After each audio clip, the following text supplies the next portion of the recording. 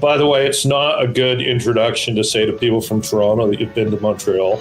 I had an argument with somebody from Toronto that told me the same thing.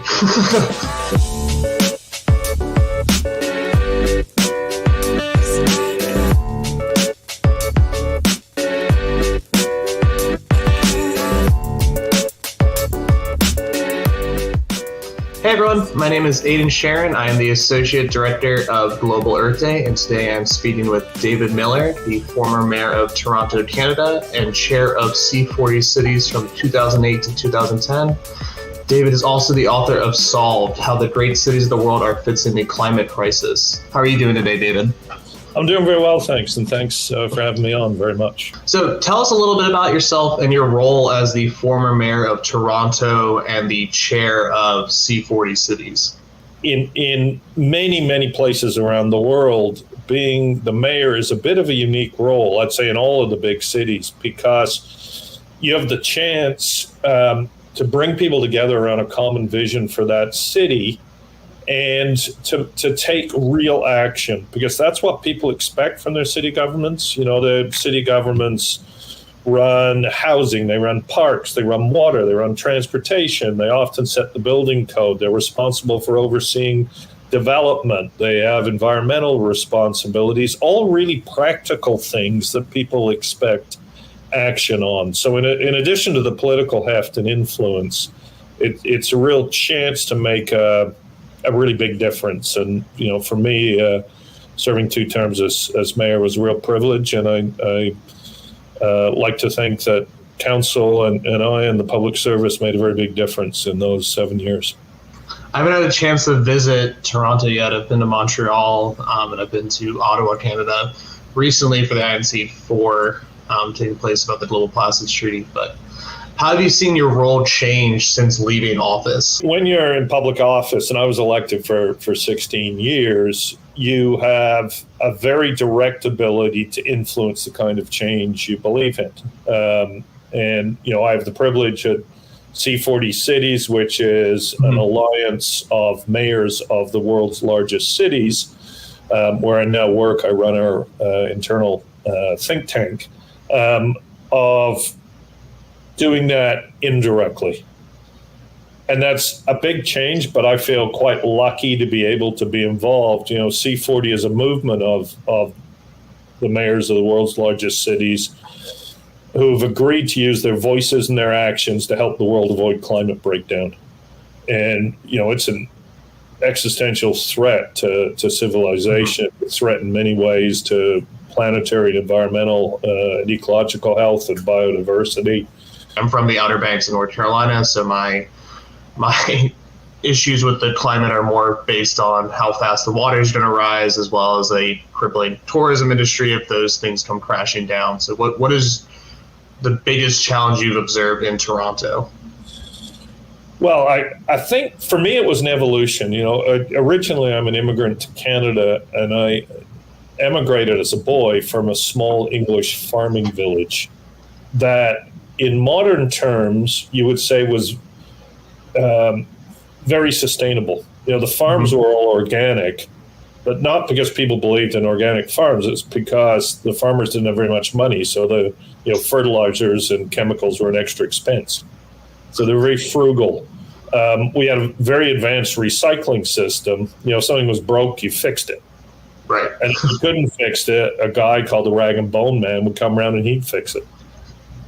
Or he'd take it and sell it to someone else, right? Yeah, the rag and bone man. He actually had a horse and cart.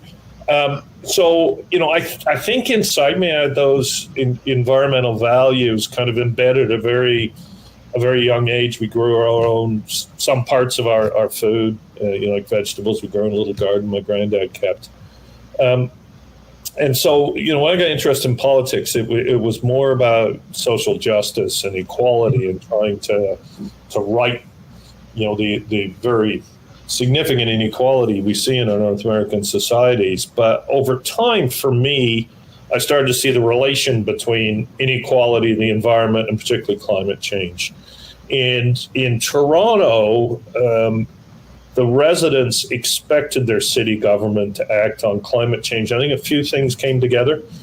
we had a massive storm with massive flooding of levels that you should see, once every 50 or 100 years. We started having them every year.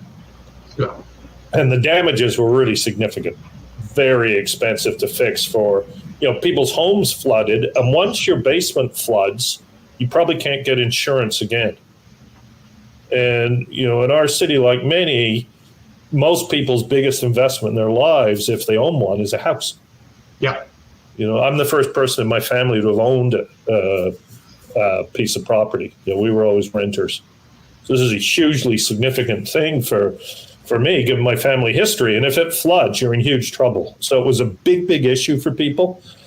And we were working on a climate strategy while this flooding was going on. And, for the city to fix the flooding, the impacts of the flooding, not even fix, address, because fixing it was extremely difficult. But to begin to address the flooding was going to cost us $1 billion. And our tax revenue in each year was $3 billion, to give you a sense of the magnitude.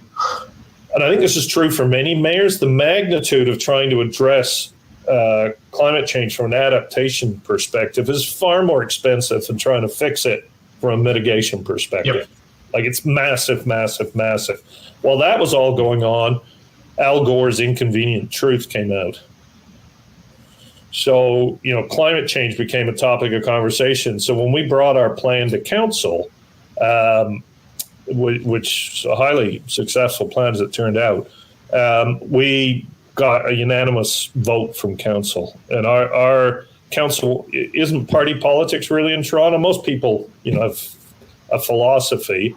But basically, at that time, we had 44 councillors and one mayor. The mayor was one vote.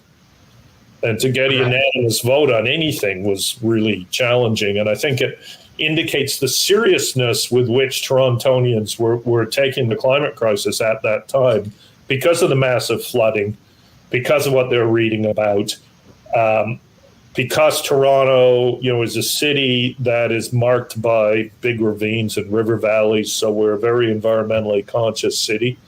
And coincidentally, because of the timing with the popularity of Al Gore's film. So how do local efforts end up influencing the national and international policies when it comes to climate change and climate mitigation, as well as just green policies in general? I know a lot of people are discouraged because they don't think that their voice counts in these local governments as much so as the national governments and paying attention. So what are your thoughts on that? Well, I think one of the beautiful things about local government is exactly what you just said. People recognize that their voice counts, and they can see when they speak up, they can see a change happen or a policy be discussed that at least in some way addresses their concerns. Maybe not the way they wanted, but they know they've been heard, particularly if they speak up as part of a bigger group. So I from that perspective, city leadership on environmental action, particularly to mitigate climate change, is really important. And if you think about the biggest cities like Toronto or London or New York or Sao Paulo or Jakarta, Cape Town for that matter, or the Chinese cities, they have a couple of things that really make an impact nationally and internationally. The first is they're big enough that the actions they take matter. That matter outside the cities. They have a big impact. Secondly, the voices of those mayors has an impact on the national discourse and the international discourse. So we've seen in the United States, for example, climate mayors speak up very strongly. A coalition today, I think, of over 600 or 700 mayors. But when it started was when George Bush said that the U.S. was going to get out of the Kyoto Accord. And the then mayor of Seattle, Greg Nickel, pulled together about 100 mayors overnight and said, if they're out, we're in. It was really powerful. And the same thing happened in 2016. There's a whole coalition, we're all in, to the Paris Accord. Right. But predominantly, not exclusively, led by cities and mayors. So there's a big impact on the national discourse, and I think it starts in the fact that cities can say, you don't need to be afraid of addressing climate change. we're doing everything we can to address it, whether it's in the area of how we build buildings or where we build them, on transportation, on waste management, on electricity. And our cities are thriving. So let's do that nationally. And there's a similar dynamic happening internationally through organizations like C40, where mayors are intervening very strongly in the international conversation. And if I can give one example, after Paris, when nations reached agreement essentially for the first time, it took them 21 years, which is extraordinary. Like, oh my gosh, if a mayor did that, she'd be out of office pretty damn quickly. But they did reach agreement. And the agreement was around holding overall global average temperature increase to 2 degrees. Science said it needs to be 1.5.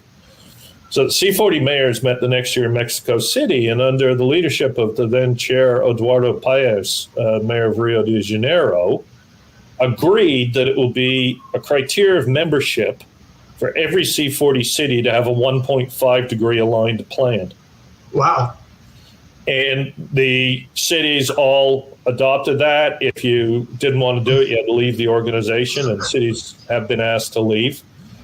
Most of them now have such a plan. Almost all of them are acting on those principles. And because it wasn't just talk, they used their action and their plans to influence the international discussions, along with civil society and others. It's not just mayors. But the role of the mayors was important because they're actually running governments. So by Glasgow, 6 years later, although it was five COPs, one was postponed because of COVID, the international conversation was about 1.5 degrees. So the voice of the mayors was instrumental in changing the international conversation. So there's a place for mayors on the national stage, there's a place for them on the international stage, but it starts by taking real action, because that's what gives you credibility. How do local governments support and incentivize some of these green initiatives within the community? How can they push for these green programs? Well, I say green, environmental programs within their local community, and actually push their citizens to take them up? Well, I think, a few things here. I think the first is that when your environmental strategies are aligned with your other strategies, like your social inclusion strategy, your equity strategy.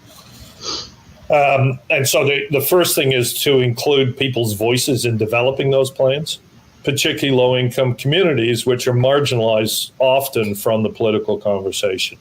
And when they're included in the strategy, you'll end up with results like Los Angeles that has a fantastic climate plan. It calls it a Green New Deal. But it's also about ensuring jobs are created for people who need them the most. Really critical. The second thing along the theme of the strategies is, there's a big challenge in North America at the moment, and certainly in many other places of the world, around the affordability of housing. Yep. If we want to address that challenge and climate change, what you need to do is build denser cities, fight against sprawl, and build cities that you don't have to drive, that have excellent public transit, walking and cycling are easy. Loosely called 15-minute cities in many European contexts. But the point isn't the name, it's that you make a city that is affordable to people because they don't have to drive. It's got a lot more housing, neighborhoods that meet most of your basic needs like recreation, food, libraries, community centers, work, that kind of city. So as we're grappling with the housing crisis, if it's done right, we can really address the environmental crisis as well by lowering emissions. So that's the first part. The second part is to address, the things that we know how to address today. We know how to make net zero buildings. We're on the way to knowing how to have very close to net zero construction of buildings. We know how to retrofit old buildings to make them highly energy efficient. We know how to electrify fleets and public transport. We know how to build better public transport systems. We know how to create clean energy in cities or to serve cities. And we know how to manage waste so we don't leak methane to the atmosphere. Those things are done somewhere by a city today. now using existing technologies. And, what I argue in my book is, let's take those best ideas that are happening somewhere and do them at scale everywhere. Yeah. And if we do that, we can actually make massive progress really quickly. How can citizens work together to convince larger governments to allow local governments to play a larger role when it comes to these policies? Well, first of all, voting. Voting. Vote in the right government would be right. It's interesting. I heard somebody running for Senate in Texas recently speak about the Senate race there. And he said that, Texas isn't a red state or a blue state in American terms. It's a low voting turnout state. Mm-hmm. And it was an insight I never realized before. And, if you think about the impact in the United States in particular, and starting to happen in Canada, you see state and provincial governments actually legislating against cities taking initiatives. I mean, it's craziness. It's completely backward. It's undemocratic. It's pretty close to evil. But how do you fix that? Well, you elect a state government that actually believes in democracy and believes in allowing the people of a city to elect their own government and act democratically in their interests as expressed by them. I mean, why is a state government more legitimate an election than a city government? I would argue it's not. In fact, it's the other way around. I think a second thing that's underappreciated from people is that their voices really matter. People speaking up really matters. Look at the influence globally Greta Thunberg. Right. Fridays for Futures all over the world. There's chapters all over Africa. Young African, predominantly young women, speaking up and fighting for action on climate. It is incredibly inspiring. And that's because, a young student chose to use her voice. And, even if you're not going to create climate strikes, using your voice in the American context over the Thanksgiving table, and saying this matters. And, the Inflation Reduction Act is the most important piece of legislation possibly in global history for its impact on empowering businesses and cities to act on climate financially. People need to say this to their relatives and friends. It's really critical. So those are the first two things. And of course, people's actions matter, but this is a collective problem. And we need to solve it collectively. And I think the fossil fuel industry has been very shrewd in kind of pushing it and saying, well, it's an individual problem. You go recycle more, or, you do X, Y, or Z, but it's not. You and I cannot change a coal-fired power plant to be solar. That has to be done through a collective mechanism. And to me, voting and speaking up are the two most important things. And of course, make good choices in your own life. Yeah, that was something I was speaking with some members of my family that aren't as environmentally conscious or as politically leaning as I am.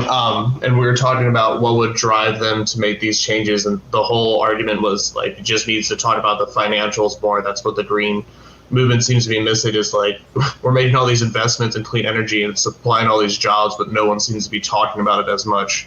I'm reading a book right now that's talking about the Inflation Reduction Act, and it's going over where all these jobs are created. Most of them are in what are considered red states in the United States, but they're just supplying massive amounts of jobs and massive amounts of money to these communities. So I guess that ties directly into my second to last question, which is, what is the importance of education initiatives for this work? So education initiatives being, within the public school system, so like what we're doing right now, just talking about these issues. How do those play a huge role in your work? Well, I think there's a really critical importance to storytelling. Mm-hmm. People need to know. It's a perfect example of, the IRA is creating all these jobs and nobody knows. Nobody knows. I think probably not even the people who are working the jobs know they've been created, because the Inflation Reduction Act, which is climate legislation, if it had been called Joe Biden's Green New Deal, unfortunately, it wouldn't have passed. But everybody, if it had passed, everybody would know what it was. Yeah. And I'm only mentioning that because there is a real importance to telling a story, just so people know.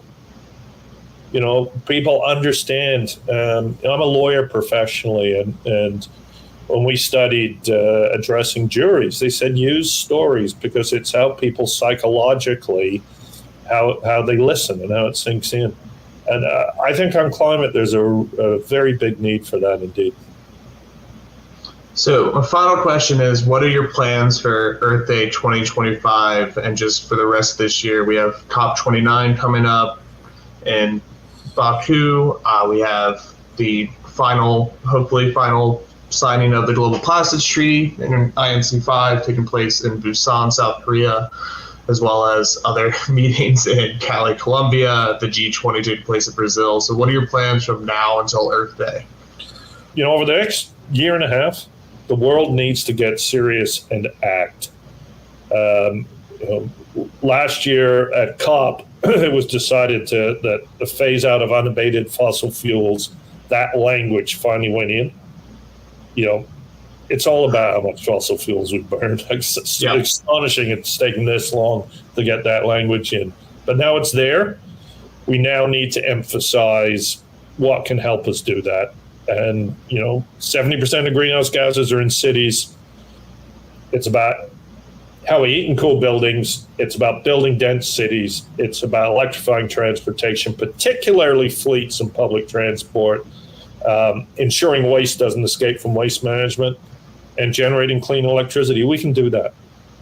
And that's going to be the agenda over the next 15 months in partnership with Rio, Sao Paulo, Brazil.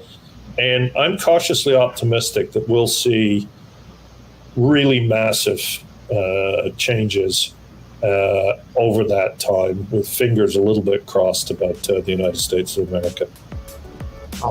Awesome. Thank you so much, David, for taking the time to speak with us today. We really appreciate it.